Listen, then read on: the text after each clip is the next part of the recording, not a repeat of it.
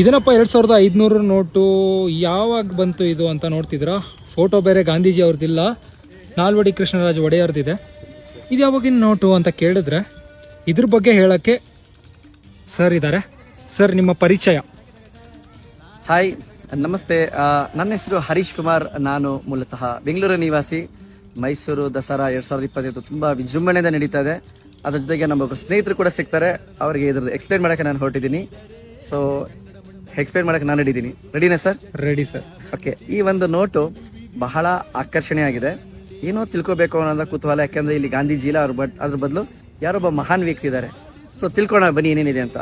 So ಇಲ್ಲಿ ಮಧ್ಯದಲ್ಲಿ ನೀವು ನೋಡ್ತಾ ಇದ್ದೀರಾ, ನಾವು ಇವತ್ತಿಗೆ ಮಾತಾಡ್ತಾ ಇರುವಂತಹ ಭಾಷೆ ಕನ್ನಡ. ಅದು ಹಳೆಗನ್ನಡ, ನಡುಗನ್ನಡ, ಹೊಸಗನ್ನಡ ಅಂತ ಒಂದು 3 ಎರಾಗಳು ನೋಡ್ತೀವಿ ಕಾಲಘಟ್ಟ.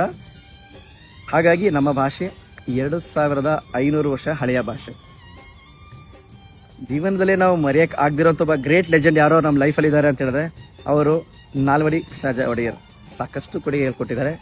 ಮೇಲೆ ನೀವು ನೋಡ್ತಾ ಇದ್ದೀರಾ 1973 ಅಂತ, November 1. ಹೌದು, ಮುಂಚೆ ಮೈಸೂರು ರಾಜ್ಯ ಆಗಿತ್ತು, ಅದನ್ನು ಕರ್ನಾಟಕ ಅಂತ ಹೆಸರಾಗುತ್ತೆ. ಕೆಳಗಡೆ ಇರೋ ನಂಬರ್ ಹೇಳುತ್ತೆ ಶಾಸ್ತ್ರೀಯ ಸ್ಥಾನಮಾನ ಯಾವಾಗ ಸಿಕ್ತು ಅಂತ. ಕರ್ನಾಟಕದ ಲೋಗೋ ಅವ್ರ ಲಾಂಛನ ಗಂಡ ಬೇರುಂಡ. ಜೊತೆಗೆ ಇಲ್ಲಿ 4ನೇ ಸಾಲಲ್ಲಿ ನೋಡ್ತಾ ಇದ್ದೀರೋ ಒಂದು ಫಾರ್ಮುಲಾ. ಈ ಒಂದು ಫಾರ್ಮುಲಾ ಹೇಳುತ್ತೆ, ಡಿಕೋಡ್ ಮಾಡಿದ್ರೆ ನಮ್ಮ ಕರ್ನಾಟಕದಲ್ಲಿ ಒಟ್ಟು ಎಷ್ಟು ಜಿಲ್ಲೆಗಳಿದೆ ಅಂತ ನೆನ್ಪಿಟ್ಕೊಳಕ್ಕೆ ಇದೊಂದು ಶಾರ್ಟ್ ಕಟ್. ಅದರ ಜೊತೆಗೆ ನಿಮಗೆ ಹಿಂದ್ಗಡೆ ತಿರುಗಿಸ್ತಾ ಇದ್ದೀನಿ, ಕರ್ನಾಟಕವನ್ನು ಯಾರೆಲ್ಲ ಆಳಿದ್ದಾರೆ ಅನ್ನೋ ಒಂದು ಪಟ್ಟಿ ಇಲ್ಲಿದೆ. ಅದರಲ್ಲಿ ಗಂಗರು ಕದಂಬರಿಂದ ಹಿಡಿದು ಮೈಸೂರಿಂದ ಹಿಡಿದು ಮಾಗಡಿ ಕೆಂಪೇಗೌಡರ ಗಂಟ ಇದೆ.